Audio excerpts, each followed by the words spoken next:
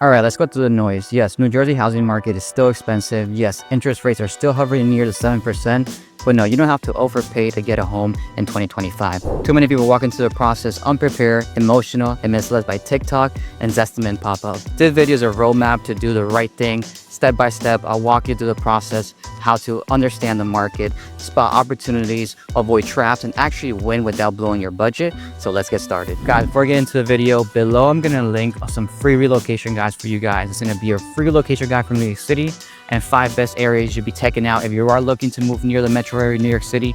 They're completely free. They're gonna break down all these towns and give you all the best locations, gonna give you what to use if you're transporting here, what do you need for the best restaurants, best school districts, everything is all free relocation guys. If you are looking to move to New Jersey or anywhere in the metro area of New York City, make sure to give us a call. We are licensed real estate agents in the state of New Jersey. We're helping people relocate here all the time. If it's gonna be below, give us a call, shoot us a text, send us an email. We're here to help you guys out.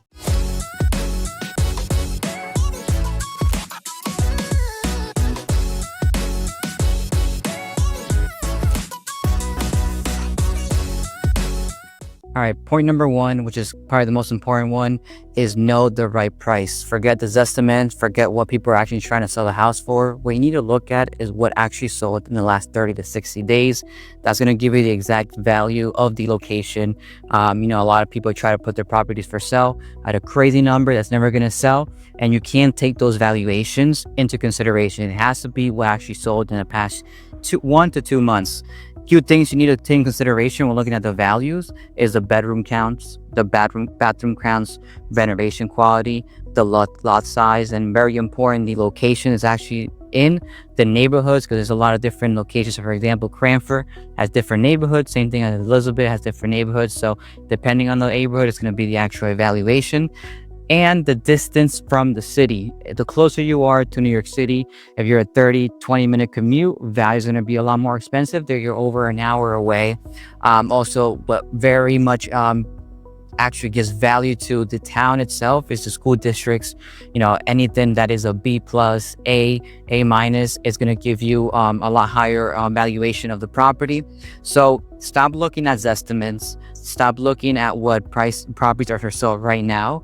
Actually look at what's sold in the past month or two, and that's going to give you more of a understanding what's actually worth, and you're not going to get in the hype of what everybody else is thinking and what sellers are wanting to sell and can't sell it for anymore. And for you guys to get kind of some idea of how certain counties are doing, Union County, where we work out mostly, is going to be, I think in my opinion, the hottest market right now.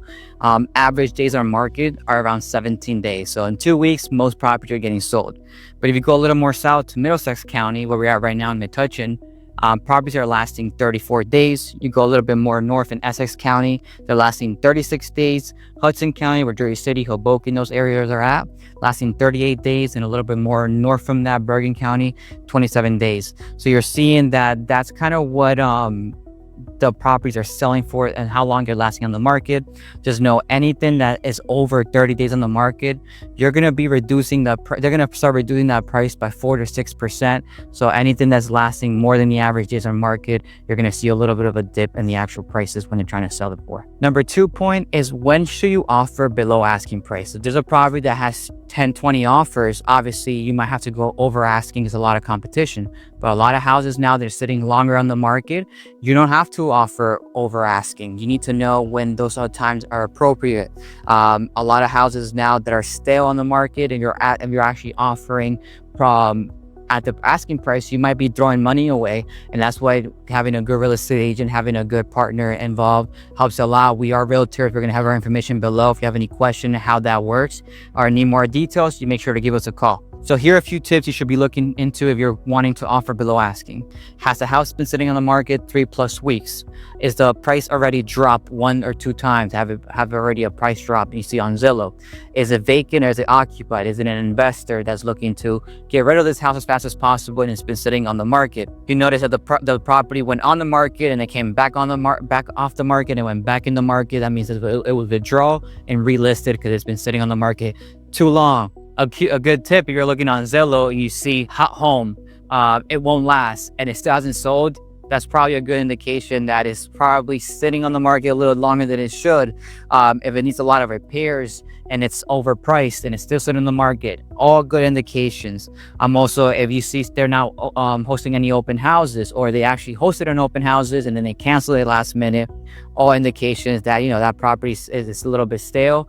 And lastly, if it went under contract and then came back on the market, it's not a hot home anymore, it's not fresh on the market, and it's probably going to be taking less than we actually got under contract the first time. So these are all good tips that you need to be looking into if you're looking to offer under asking price. Had a client last week that we went out to look at a few properties, saw 5-6 properties, and 5 out of those 6 properties, the agent was calling me back asking for feedback. If you have a realtor and then an agent's calling you for feedback, that means they have no buyers, they have no offers, and that should be related to the buyer, to their client, to let them know that this home is sitting. You can probably get a little bit less price than it actually be a market at, and these are all good factors to take into consideration to offer a little bit under asking.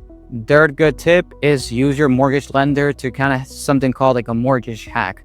Right now rates are sitting between 6.5 to 7%, but you can do a lot of buy downs nowadays. But a buy down is pretty much a 2-to-1 ratio breakdown. So for example, your first year, your rate would drop 2%. Your second year, your rate would drop 1%. And by the third year, you'll get the full rate. And then you kind of get the benefits and maybe refinance by then. What you can also do is that you can ask for a concession from the sellers to buy down your rate. They would give you 10, 15, 20,000, depending on your mortgage, to actually buy down that rate, or even pay for your closing costs. It's not coming out of your pocket. When the time comes, you can possibly refinance. There's a lot of things that you think into consideration refinancing. Make sure your income's good, make sure your credit's good. But when the chance comes to refinances, make sure you do it. Also, use local lenders. Usually local lenders have better mortgages. They have better opportunities since they're local and not bigger branches. They give you better options overall. And talk to different lenders. Don't just go for the first lender you're going to talk to and they think they're going to give you the best price. When it comes to lender, they're competing within each other for the better rate, for the better programs, and those things. Make sure you at least get 3 lenders before you actually pull the trigger when one guy. And if you make extra payments to your mortgage when you're already half the property, you can actually buy down the premium, help you out pay the property a little bit faster, and possibly pay a little bit less a month.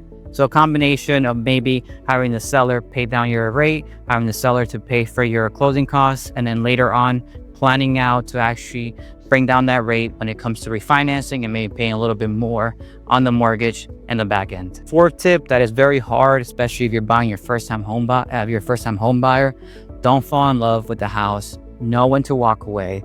A lot of people get under contract on the home. They think because they're under contract, they're going to close the property. But until you're at the closing table and signing off the paperwork, that house is not yours. And there's a lot of things you need to do before you actually get to that point. For example, if the numbers don't make sense once you got the house and you're looking at the mortgage payments, walk away. You don't want to be house broke, be in a situation that you can't pay the mortgage, or not even paying the mortgage. If there's an unexpected bill, you get in a car accident, a health issue, and you can't pay, that's going to be so much worse than maybe waiting a year or two and then actually buying a house and then being super tight. When you're under contract, you do your home inspection.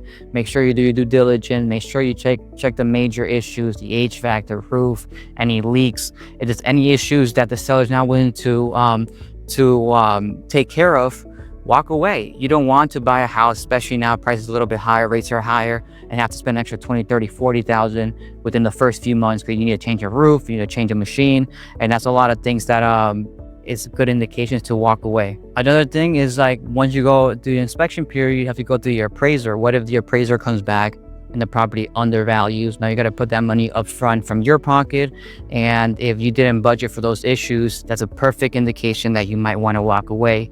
New Jersey is the highest taxes in the United States, so if you're budgeting for the mortgage, make sure you budget for at least an extra $1,000 to $800 a month.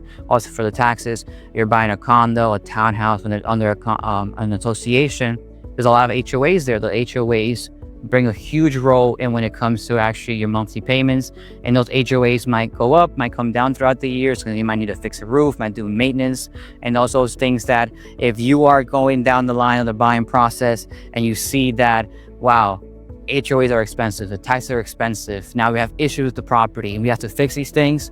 Don't get emotionally attached to these homes. They're not yours. You don't legally have to sign off. And at the end of the day, if you don't feel comfortable and there's major issues that are coming up, and imagine you're going through the process, you have everything ready, and then title comes back, there's a huge lien on the property, and either sellers want to pay for it, you have to take care of it. So all these things come into play. So make sure you don't get emotionally attached to these homes. I know it's a very emotional process, but I tell everybody there's a business transaction, and make sure when you're going into business, you put those emotions aside for a bit until your home is actually yours. Last point is going to be, look at the value of the home over the fluff. A lot of people are doing these quick renovation homes that they're fixing the walls, doing a brand new kitchen, changing a couple floors, and behind the walls is still the same studs, it's still the same electricity, it's still the same plumbing, but because it looks pretty, a lot of people are buying it.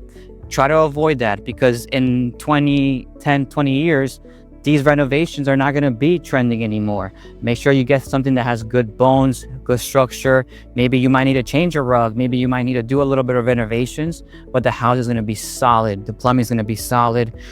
Make sure that the neighborhood you're buying into is a neighborhood that is good. The school districts are good. Maybe near the city, maybe buying something that's a little bit less as upgraded, and you'll be closer to the city with better school districts over something very upgraded further away in a very bad neighborhood. Make sure that you ask the seller if there's any major updates they did, especially when it comes to the HVAC, when it comes to the central air, when it comes to the roof, when it comes to any foundational issues. Make sure you check those things out, because those are the big expensive. Painting a wall, changing some floors, changing some rugs, maybe fixing the kitchen, it's not going to be as expensive as changing a roof or making a whole new electrical system in the property. So you got to think about this overall long-term value. Don't think about this right now. So I always recommend, if your budget is a little bit tighter, buy something that's a little bit more in the upgrading aspect, but the value is there based on the town, based on the location, based on the overall environment you're buying the house. And a little quick tip at the end, look at locations that are up and coming. Look at locations that the population is growing. Look at location with good school districts, location that have future development plans. Look at the master plans of the town and see if there's any big developments coming up. Target hot neighborhoods in the town. Also target locations that are near the city. Check availability on the days on market. When you see properties that are lasting a little bit less on days on market over another location that's lasting a little bit longer, you're seeing that's a hotter market. Few locations that we're kind of noticing that are very much up and coming, for example, Rahway, Union County, Cranford, all have train station. Cranford has a great school district. Rahway has a train station that gets you in the city within 45 minutes. You look, and even here in Metuchen, where we're at right now, it's been up and coming. It's not as affordable, but we're seeing a lot of developments going up. Linden, New Jersey has been being transformed. Obviously, the school is based on Nissan Common, not the greatest, but you're seeing so much development, a lot of condos going up there, a lot of big retail name. So look at these places that you're seeing long-term value, long-term growth. Don't just base it on what you're seeing on your eyes, a nice granite tops, nice looking property, and in the worst neighborhood. No, buy, the old saying, buy the worst house in the best neighborhood, and that's going to be continuing on, I'm sure, in the future real estate market. So these are all few tips that you have to take into consideration when kind of buying a property and getting a better deal, or getting into something that you're going to actually grow some value long term. Don't get with the FOMO. Don't get over emotional. Don't go with the crowd. Actually get something that you're going to get value in long term and not be stuck or be even house broke, and make sure you budget everything right. Church, so that means it's 11 a.m. So guys, look, if you're looking to buy a house, you're looking to